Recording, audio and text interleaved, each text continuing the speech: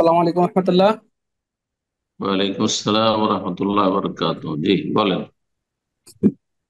ভালো আছেন সাইক? জি ভারতবর্ষ আলহামদুলিল্লাহ, খুব ভালো। পশ্চিমবঙ্গের মুর্শিদাবাদ থেকে বলছি। মাশাআল্লাহ, বলেন। বলছি, শুনছেন না? আরাফাত সিয়াম কবে রাখতে হবে? আরাফার সিয়াম কখন রাখতে হবে? এটা প্রতি জি। বছর যখন আরাফা আসে তখন একটা দ্বন্দ্ব হয়। জি। বুঝতে পারছেন? এই ক্ষেত্রে ওলামায়ে কেরাম দুই রকমের মত পোষণ করেছেন।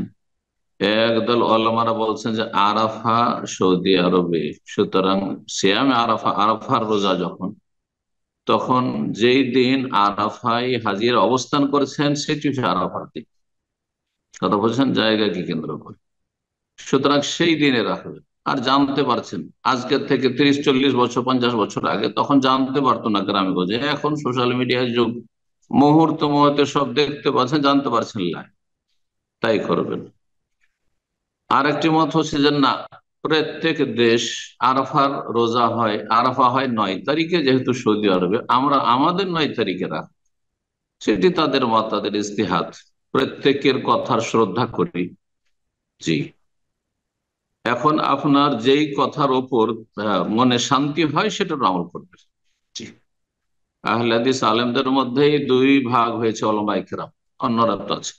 সুতরাং আপনি যেটাকে ভালো মনে করেন সেটার আমল করবেন, কিন্তু অন্যটা কারো উপর চাপিয়ে দেওয়া, এই মানহাজ ঠিক নয়। ফিকহার ক্ষেত্রে, ফিকহি মাসলা মাসাইলে অবশ্যই উদার অন্তর থাকতে হবে। ইজতিহাদ, দৃষ্টিভঙ্গির পার্থক্য থাকতে পারে। আমার দৃষ্টিভঙ্গি হচ্ছে যে আরাফার রোজা আর আরাফায় হাজী সাহেবরা কখন থাকছে দেখতে পাচ্ছি চোখের সামনে। আর একজন বলছে না, আরাফার রোজা তো 9 তারিখ হয়, শুধু 9 তারিখ আর ভাই আপনি রাখেন। আপনারটা আপনি রাখেন, আল্লাহ কবুল করবেন। আমারটা আমি রাখছি, আমারটা আল্লাহ কবুল করবেন ইনশাআল্লাহ। জি। বারাকাল্লাহ ফিক। আসসালামু আলাইকুম। ওয়ালাইকুম আসসালাম ওয়া রাহমাতুল্লাহি ওয়া বারাকাতুহু। বলেন। সাইক, দক্ষিণ চব্বিশ পরগনা থেকে বলছি। বলেন বলেন।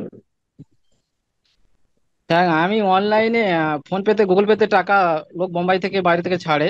তো আমি হাজারে 10 টাকা করে নিই। তা ওটা কি আমার হালাল হবে?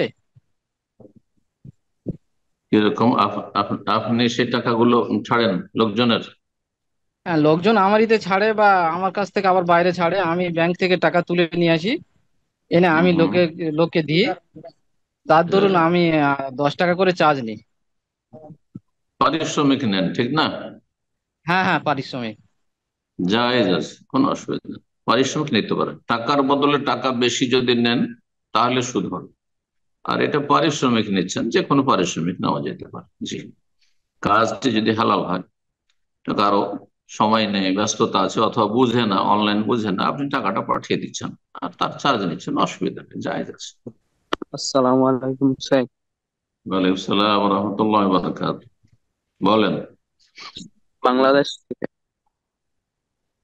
কোন জায়গা? আমার ব্রাহ্মণবাড়িয়া জেলা। ব্রাহ্মণবাড়িয়া, বলেন। মাশাআল্লাহ, বলেন। প্রশ্ন। প্রস্রাবের আমার মাঝে মাঝে প্রস্রাবের পর সব সময় ফোঁটা পড়ে, তাই কি কাপড় হয়? এবং শরীর ভিজে যায়। প্রসাবের ফোঁটা পড়তে থাকে?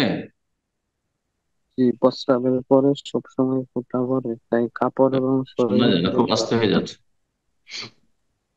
কি শেখ, উনি শরীর বলছে আর কি প্রস্রাবের পরে ওনার ফোঁটা ফোঁটা পড়তে থাকে আর কি। জি, জি।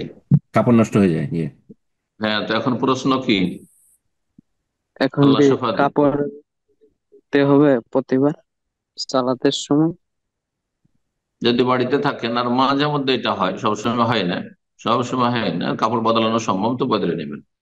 আর যাদের সবসময় পোশাক পড়তে আছে, সালেসুল বউল আরবিতে বলা হয় রোগ, মানে প্রসাব আহ, ফোঁটা ফোঁটা পড়তে আছে, 1-2 মিনিট পর পর হয়তো পড়তে আছে এক ফোঁটা এক ফোঁটা করে, এটা হচ্ছে স্থায়ী আহ, নাপাকি।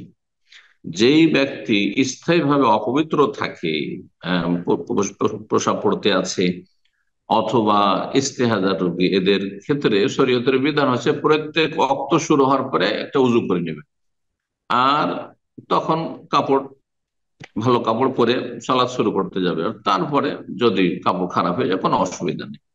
হ্যাঁ, সে পেশাবটা যাতে ছড়িয়ে না যায় সব কাপড়ে আর শরীরে, সেই জন্য যদি আপনি পাম্পার্স অথবা জাঙ্গিয়া ব্যবহার করেন, যে সীমিত জায়গাতে থাকলো, এটা বেশি ভালো, এটা করবে। মসজিদ নাপাক না হয়ে যায়, মসজিদে ফোটা ফোটা না পড়ে যায়, এমনটা না হয়। নাপাক কাপড়ে সালাত হবে। আবার পেশাব বেরিয়ে গেলেও আপনার উজু নষ্ট হবে না, আপনার রক্ত শুরু হওয়ার পরে উজু করবেন।